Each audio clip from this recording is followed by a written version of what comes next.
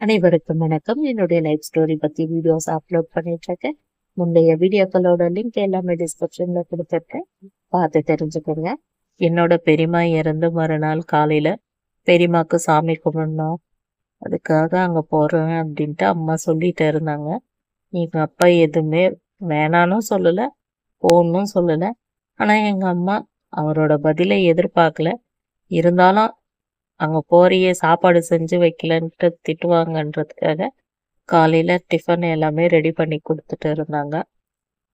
அம்மா கிட்ட நான் சொன்னேன், நீ பெரியம்மா வீட்டுக்கு போகும்போது என்னை வெளியே தூக்கிட்டு போயிட்டு உட்கார வச்சிருமா.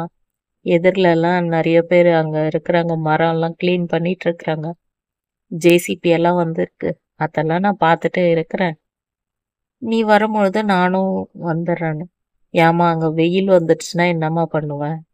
இங்கதான் உள்ளதான் ஈரான் டிவி பார்த்துன்னு நான் வேணா சொல்லிட்டு போறேன் அப்படின்ட்டு சொன்னாங்க. நான் சொன்னேன், வேணாம்மா, என் வாயும் சும்மா இருக்காது. அப்பா எதனா உன்னை பத்தி திட்டினாங்கன்னா எனக்கு கோவம் வந்துடும். நீ வரத்துக்குள்ள எங்க 2 பேருக்கு சண்டையாயிடும். அதை விட நான் வெளியவே இருக்கிறேன். அப்பா டிவியும் சரியா போட விட மாட்டாங்க, இன்னத்துக்கு அப்படின்ட்டு நான் சொன்னதும் நான் அம்மாவும் வீட்டு வேலை எல்லாம் முடிச்சுட்டு மறுபடியும் ஒரு டைம் போயிட்டு சொல்லிட்டு வந்தாங்க. எதுவுமே வாய் திறக்கவே இல்லை. நீ வான் அப்படின்ட்டு நான் கண்ணு காமிச்ச உடனே அம்மா என்னை வெளியே தூக்கிட்டு போயிட்டு உட்கார வச்சுட்டு பெரியம்மா வீட்டுக்கு போயிட்டாங்க. மதியம் 2 மணி ஆயிடுச்சு அம்மா ரிட்டர்ன் வர்றதுக்கு. அது வரைக்குமே நான் வெயிலா இருந்தாலும் பரவாயில்லன்னு கொஞ்சம் கொஞ்சமா உள்ள தள்ளி உக்காந்துட்டு இருந்தேன். அப்பா கிட்ட எதுக்கு பிரச்சனைன்னு சொல்லிட்டு அப்புறம் அம்மா திட்டினாங்க, ஏமா அனல்ல உக்காந்துட்டு இருக்கிறிய, உள்ள கூடவா போகக்கூடாது அப்படின்னு. அப்புறம் நான் சொன்னேன், அப்பா 2-3 டைம் வந்து கூப்பிட்டாங்க, நான் போகலம்மா, நான் இங்கேயே நீ வருவன்றதுக்காக தான் உட்காந்துட்டு இருந்தேன் அப்படின்னு. சாப்பாடு எடுத்துட்டு வந்துக்கிறேன் சாப்பிடுமா அப்படின்னு சொன்னாங்க. நான் சாப்பிடும்பொழுது அப்பா வந்து சாப்பாடு போட்டோமா அப்படின்னா, எனக்கு இந்த சாப்பாடெல்லாம் தேவை கிடையாது, நான் அதெல்லாம் சாப்பிட மாட்டேன், எனக்கு நம்ம வீட்லயே சாப்பாடு செய்ய அப்படின்னு. நான் அவ்வளோ சாப்பாடு எடுத்துட்டு வந்துட்டு இருந்தேன்னா எனக்கு அதெல்லாம் வேணாம் அப்படின்னு சொல்லிட்டு அது ஒரு வார்த்தை சொன்னாங்க. எனக்கே அது ரொம்ப கஷ்டமாயிடுச்சு. அப்புறம் அம்மா அழுதாங்க. எதுவுமே வந்து இது போல எல்லாம் சொல்லக்கூடாது, ஏன் தான் உங்க அப்பா இப்படி எல்லாம் இருக்கிறாங்களோ தெரியல, அதுதான் எல்லாமே மதிப்பா இருக்கணும், பணம் இருக்கணும், அவங்களுக்கு தான் இந்த உலகத்துல வாழ்க்கையே அப்படின்ட்டு சொல்லி அம்மா அழுதாங்க. அம்மா உனக்கு என்ன, அந்த சாப்பாடு தானே ஆகணும், நான் சாப்பிட்றேன், இப்போ சாப்பிட்டேன்னா நைட்டுக்கும் அதையே நான் சாப்பிட்றேன், நீ கவலைப்படாதம்மா அப்படின்ட்டு நான் சொல்லியிருந்தேன். அதுக்கப்புறம் அம்மா சொன்னாங்க, நாளைக்கு அக்கா வந்து உன்னை கூட்டின்னு போறாளாம், காலையில கூட்டின்னு போயிட்டு சாயந்தரம் கூட்டிட்டு வந்துடுறேன் அப்படின்ட்டு சொல்லிச்சு. எப்படி அக்கா கூட்டிட்டு போவோம் அப்படின்னு கேட்டதுக்கு, வீல் சேரை எடுத்து வைக்க சொல்லியிருக்கு, நீ அங்கதான் போமா, இங்க இருந்து நின்னத்துக்கு பெரியமாக்கு காரியம் முடியிற வரைக்கும் அக்கா இங்கதான் இருக்கும், காரியமும் சீக்கிரம் தான் வச்சுட்டுக்கிறாங்க 5 நாள்லயே, இந்த 5 நாள்னா கூட அக்கா 6 நாள் இருக்கும், இன்னத்துக்கு இங்கேயே வீட்டு உள்ளவே அடைஞ்சிருக்கிற அப்படின்ட்டு சொல்லி இருந்தாங்க. மறுநாள் அக்காவும் என்னை கூட்டிட்டு போறதுக்கு வந்துடுச்சு. வீல் சேரு ரொம்ப தூசா இருந்துச்சுன்னு சொல்லிட்டு அதை கிளீன் பண்ணிட்டு இருந்தாங்க. என்னை தூக்கி உட்கார வைக்கலான்னு சொல்லிட்டு அக்கா தூக்கி உட்கார வைக்கிறதுக்கும் வீல் சேர்ல இருந்து ஒரு வீல் கழண்டி தனியா போயிடுச்சு. உடனே அக்கா சொல்லுச்சு, ஜஸ்ட் மிஸ், ஜெயா தப்பிச்சிட்டா, இல்லைன்னா அவ கீழே தான் விழுந்திருக்கணும் அப்படின்னு. அப்ப நான் சொன்னேன், மேல யமன் சொல்லியிருப்பாரு, சே இப்பயும் இது தப்பிச்சிருச்சே, இதுலயாச்சும் இது கீழே விழுந்து தலை அடிபடணும், செத்துரும் அப்படின்ட்டு பார்த்தோம், ஆனா இப்படி தப்பிச்சிட்டு அப்படின்ட்டு கடவுள் மேல சொல்லுவாரு, ஏ உனக்கு பொழுப்புடி அப்படின்னு அக்கா சொல்லுச்சு. அப்புறம் அக்கா கூட்டிட்டு போயிடுச்சு. அப்புறம் பாதி தூரத்துல போகும்பொழுதுதான் சொல்லுச்சு, ஜெயா எனக்கு எப்போ ஊருக்கு போவேன்னு இருக்குது, எனக்கு இங்க இருக்கவே பிடிக்கலன்னு. ஏன்க்கா அப்படின்னா, தம்பி ரொம்ப சிடுசிடுன்றான், பெரியப்பாவையும் என்னையும், எனக்கு இருக்கிறதுக்கே கஷ்டமா இருக்குது அப்படின்ட்டு சொல்லுச்சு. அதுக்கப்புறம் நான் அங்க போயிட்ட பிறகு என்ன வெளியே உட்கார வச்சிரு. அது சின்ன வீடுதான். அங்க நடையிலேயே வந்து சாமி கும்பிடுறது எல்லாமே. அக்கா சொல்லுச்சு, ஜெயா எல்லாமே ரெடி பண்ணிட்டேன், சாமி கும்பிட சொல்லு அப்படின்னு. அக்கா நான் கும்பிடுறதுக்கு தெரியும், இது வரேன் இரு அப்படின்னு. இங்கே தானே 2 பேர் இருக்கிறாங்க, நம்ம கிட்ட எதுக்கு சொல்றாங்க, அவங்க அவங்களாவே பேசிக்கலாமே அப்படின்ட்டு இருந்தேன். யாருமே இல்ல. நானும் பெரியப்பா, அக்கா, தம்பி. என்னோட தம்பி வரும்பொழுது, அக்கா வாடா சாப்பிடுறா அப்படின்னா, இருக்கா வரேன் அப்படின்னு சொல்லுவான். ஆனா பார்த்தா போனானா அவனும் வரமாட்டான். அப்புறம் சாயங்காலத்துல தான் வந்து சாப்பிடும். யாருமே சாமி கும்பிடுறதுக்கு கூட வந்ததே கிடையாது. டெய்லி நான் மட்டும்தான் அக்கா கூட்டிட்டு போயிட்டு இருந்தது. அப்போ ஒரு நாள் காலையில அம்மா சொன்னாங்க, இன்னைக்கு நீ பெரியம்மா வீட்டுக்கு போக முடியாதும்மா. அங்க ரோட்ல வந்து பள்ளம் 2 பக்கமும் நோண்டிட்டு இருக்கிறாங்க. வண்டி போற அளவுக்கு தான் அங்க தரை நோண்டாம வச்சிருக்கிறாங்க அப்படின்னு சொல்லி. ஆனா அக்காக்கு அது தெரியாது. அப்பயும் வந்துடுச்சு பசங்களை கூட்டிட்டு.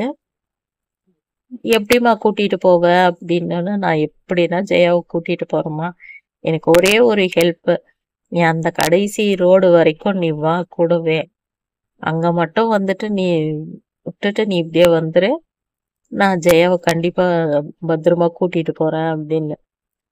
அக்காவுடைய பசங்களையும் கூட கூட்டிட்டு வந்து இருந்துச்சு. அப்போ வீல் சேரு கிட்ட போகும்பொழுது அந்த 2 பக்கம் பள்ளம் நோண்டிட்டு இருந்தாங்க. அக்கா முன்னாடி பக்கத்துல இருந்து வீல் சேரை இழுத்துச்சு.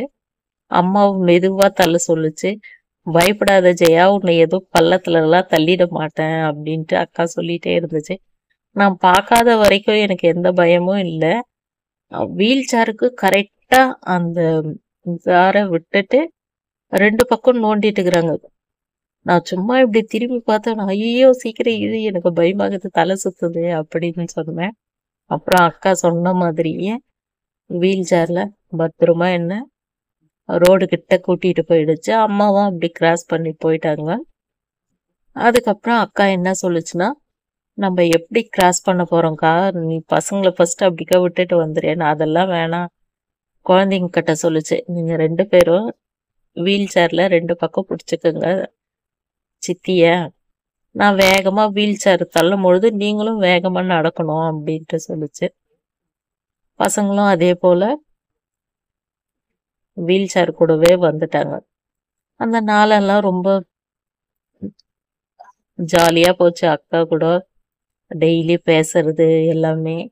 அப்ப நான் சொல்லியிருந்தேன், நானு ஒரு செடியை பார்த்ததே இல்லைன்னு சொல்லி இந்த வந்து போறப்பெல்லாம் சொல்லிட்டு இருந்தேன்.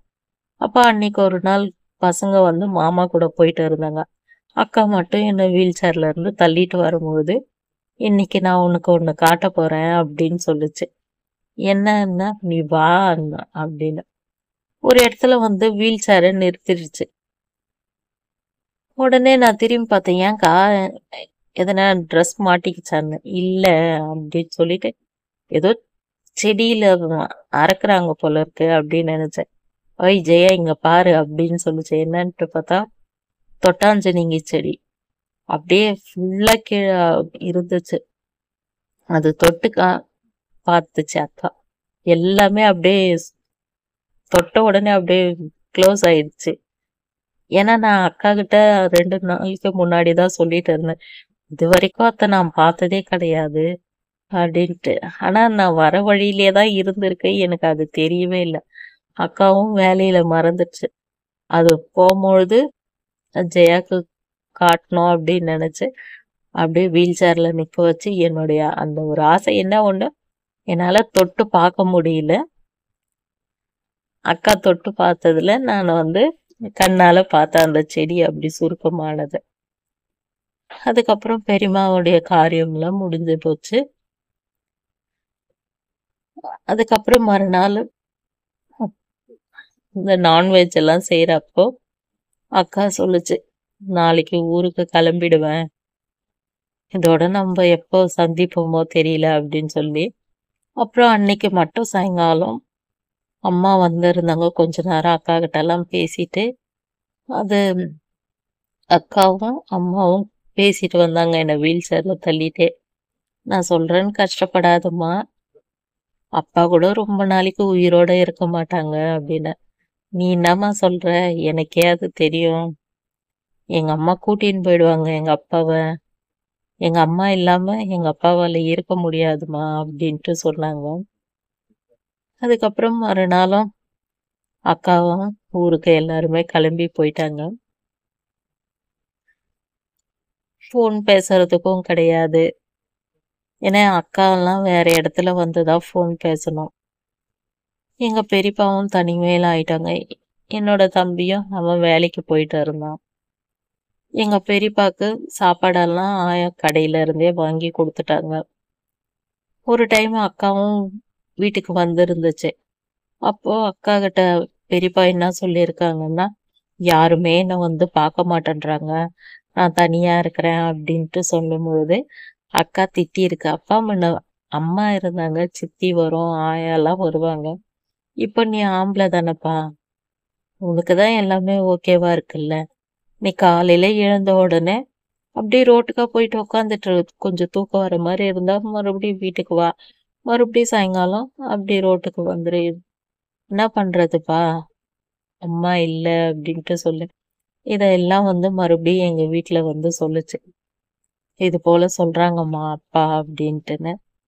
என்ன பண்றதும்மா, ஒன்னாவே இருந்துட்டாங்க. இப்ப தனியா இருக்கிறது அவருக்கு ஒரு மாதிரி இருக்குது அப்படின்ட்டு சொல்லியிருந்தாங்க. எங்க பெரியம்மா இருக்கும் பொழுதே என்னுடைய பெரிய தங்கச்சிக்கு அடிக்கடிக்கு வயிறு வலி எடுக்கும். இந்த 3வது டெலிவரிக்கு முன்னாடியில இருந்தே லைட்டா வலிக்கும்.